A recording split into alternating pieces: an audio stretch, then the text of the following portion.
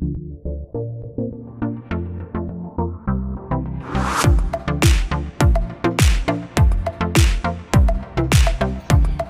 my beautiful people. It's another episode on Lighting the Mind. Well, it's been a while now, and I really missed you guys. I don't know about you, but I missed you so much, and I'm so glad that I'm here. It's always my pleasure to be here with your Lighting the Mind. Okay, so let's just get right into it. Today, there's an amazing topic on the table, and it's not me really that's going to be doing the talking. It's not me that you're going to be seeing, although you're hearing my voice, but I'm not the one who's going to be talking to you today. It's an amazing person, a sister, a friend whom we have grown together. We shared a whole lot of things together, and I just felt it would be proper for her to say, to share some of these things with us, some of the secrets, some of these things she has learned, and all that. Well, for some time, I actually thought of something I could share with you about me personally while growing up, something I feel we could relate with, and she did justice with this, and I feel this is a very good foundation for me to lay on when I want to eventually talk about these things. Well, she brings it to us as limiting mindset, beliefs, and thinking patterns. And I believe that you are going to learn a whole lot from this episode. Just stay tuned as she continues with us in this amazing journey. Stay blessed, and please do not forget to like, share, subscribe, comment. And I believe that in the course of the whole discussion, you will find that there are some things that you want to share, there are some things you want to talk about, some things you want to ask questions. My dear, please feel free to air your opinion. It is my sincere prayer that this blesses you as much as it has blessed me tremendously. And do not forget to like, share, and subscribe. And it's your girl Amar on Lighting the Man. Please stay tuned as you enjoy the ride.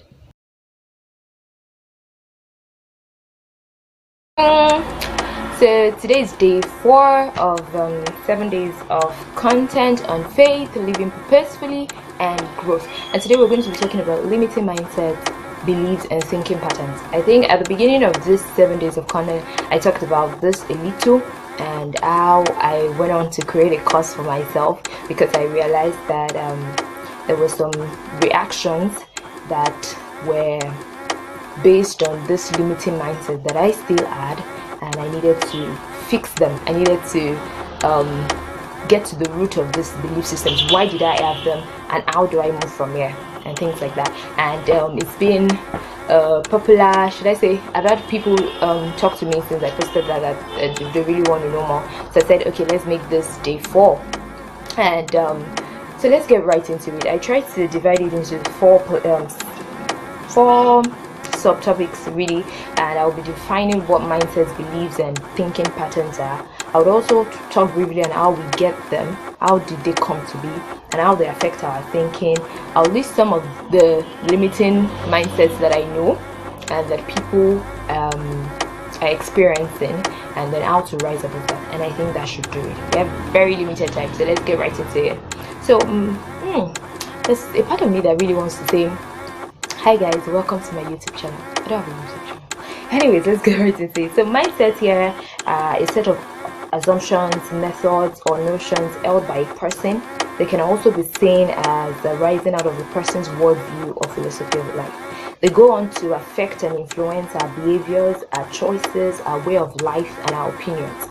So one thing I noticed about mindset is that they're just the way you see things in your heart, like deep in your mind. That's how you just see things, and it without you even knowing, because these things are they just seem to be there, part of our makeup, without you knowing. They actually influence the way you think. They actually influence the choices you make in your life, the decisions you make in your life, and how you go on from there.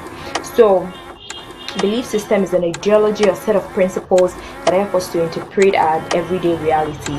Thinking patterns is the way a person thinks about a thing and the attitude towards it. That's all just dictionary stuff, but I'm sure you get what I'm trying to say, that they are the mindsets are how you see things and how you go on to act from there. So how did we get this mindset? How did we get this belief? Is it that a child is born? When a child is born into a family, an environment, the teachers around the child. I remember when I was younger, my mom told me that I came home one day and I was talking to my doll. about the way I was addressing my dog, the way my teacher in school used to address me, and I was a talkative as a child. Yes. Anyways, so the so I was telling you, this Kemi, you talk too much. You talk too much. And I was saying all of that. And my mom was like, "Who told you that?" And so the teacher was going. So the way we see things, or the way we react to things, as a result of or should I say, are the reflections of what people we grew up with have said. So the fears of our parents can how would I put it? They can reflect on our behaviors, and we can grow up with that. And that's why they say there is usually a rebirth where you reborn yourself. You understand? They've done their best, the environment you were born into, and that also means that we shouldn't allow these things limit us. You get? So this mindsets, we get them from growing up, sometimes from our natural personalities. Some people are quiet, some people are more outspoken. So there's just the thing that I think really works for me about mindset is that they can be cultivated, they can be adjusted, they're not fixed. So that's where in psychology you see something about fixed mindset and you see growth mindset. So that means you can't be you just hear some people say, "Oh, I don't do that," and you're like, let's be objective, why don't you do that? And they don't really have any reasons for not being able to, or for why they don't do that, or why they just don't know. It's just the way they've seen things, and that's fixed mindset. So the aim of this is to tell you that there's a need for growth. As far as you're living, you're going to keep growing. So let me not overflog that. Mindsets, belief systems, and thinking patterns affect us, our actions and inactions. Someone who has a limiting mindset will not do something that someone with a liberating mindset will do. So I'll go on to explain that. So these things are, should I say, okay, I said I created a course for myself. So it was more from my own personal experience, and then there was a lot of research. I just wanted to know what was really happening inside of me. Why am I acting the way I act? Why did I want my pictures out there? Why don't I do videos? Why don't I want to be seen despite being an extrovert? Okay, so I understood now that there are two types of mindsets. There's the limiting mindset and there's the liberating mindset. So the limiting mindset, like the name already talks about, limits you. And I'm going to mention a couple of those. We have scarcity mindset, we have mediocrity mindset, we have scarred mindset, and what will people say mindset, or people approval mindset. I'm going to touch on those mindsets one after the other. So the first one, scarcity mindset, tells you resources are never enough. So you might want to start identifying which one is yours.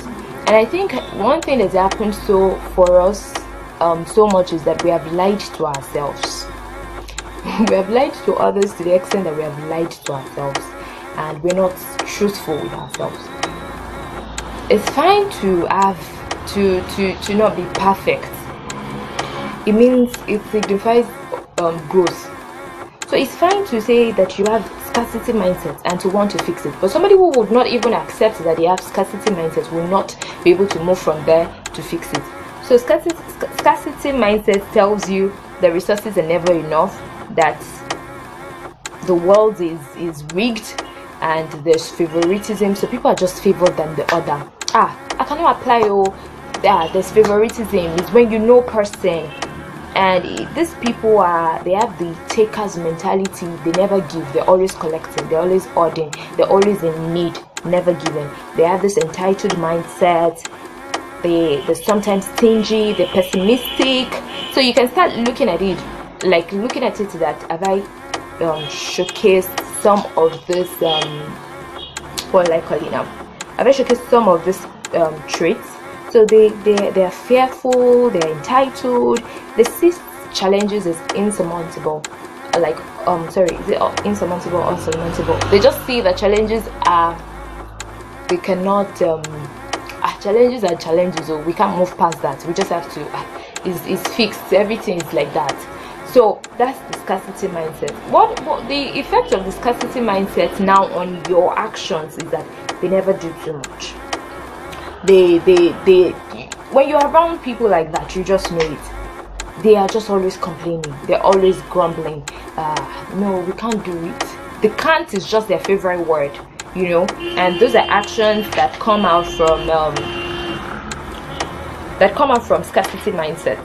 So let me see, I wrote something here. We're talking about scarcity mindset. I think every limiting mindset has an opposing liberating mindset. So for scarcity mindset, the opposite of it will be abundance mindset. And that's saying that there is a lot. That mindset will come to say there is enough. I have enough resources, opportunities, network, and all that I need to be able to effect the change that I want to in my life, in my business, in all around me, and things like that. So one thing that scarcity mindset will do to a person is that it will make the person play small, and abundant mindset on the other hand will give you, how will I put it, these people are just enthusiastic people. They're optimistic about life. They believe that things can get better. They believe that even though there seems to be favoritism in some part of the world, things will work out for them without them knowing somebody. They will do good work and good things will come back to them. So these people, they always find a way out, unlike the scarcity mindset guy who is always saying that a challenge is the end of the road. Abundant thinkers now will always find a way out.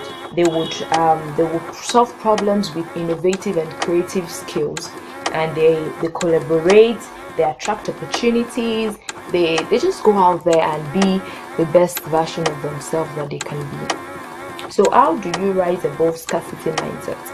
I think one way to rise above scarcity mindset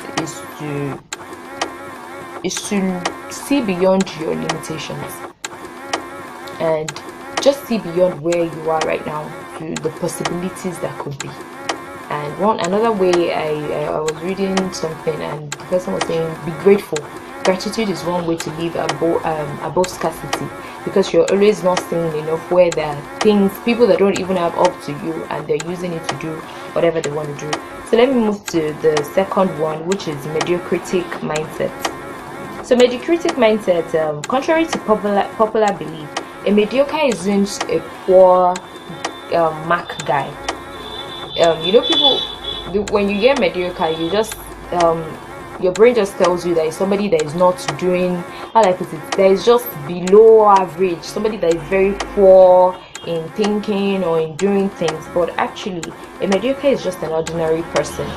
So they are the average people. They're just the 50 percentile guy. They don't do too much. They're not sane. They just want to get married, have kids, have a car, have a house, have the food when it's time to have the food, live through life, don't have any disease, be happy, and then just die. So these are fence sitters. They're not doing too bad, yet they're not doing too good. Just on the fence kind of people. And research shows that a lot of people are in this space. A lot of people are in the ordinary space because it is a safe place. You don't particularly have to take risk in this. In when you have the mediocritic mindset, you don't do too much. You just want to be okay, and that's it. And the opposite of mediocritic mindset is excellent mindset. So somebody that has a mediocritic mindset will often tell you it's impossible. They will carry baggage such as fear. They will always say they can't, and even if I tried, it will make no difference. That's what they say. If you say something like, Nigeria needs all the hands it can get and all of that, they'll be like, even if I do anything, it's not like it's going to make any change. This place is rotten. There's nothing that can get better. So that's mediocritic mindset, because the people who actually go on to make change are just oftentimes normal people who believe they can do extraordinary things. So the solution to somebody with a mediocritic mindset is understanding your why, understanding why you are. That would really go a long way to battle mediocritic mindset. So a deep sense of identity. Who are you? What are you here for? What do you think God is telling you about your own life? What solutions is He telling you to best? One thing that I think about is, I think we have recycled problems. We have recycled problems. For how many years now, Nigeria does not have I'm talking years, decades. Nigeria does not what's the name of this thing? We don't have constant power supply. For how many years? And this question plagues, like, it just keeps coming to my mind, is how many engineers have we had? How many electrical engineers are schools pumping out? How many intellectual people have we had? Why is that problem unresolved? So I feel like the people in a generation that is supposed, the person or the people in a generation that is supposed to solve a problem, their refusal to solve that problem leads to the recycling of that problem. Does that make sense? So that means the problem is going to come on over and over again until somebody solves it. So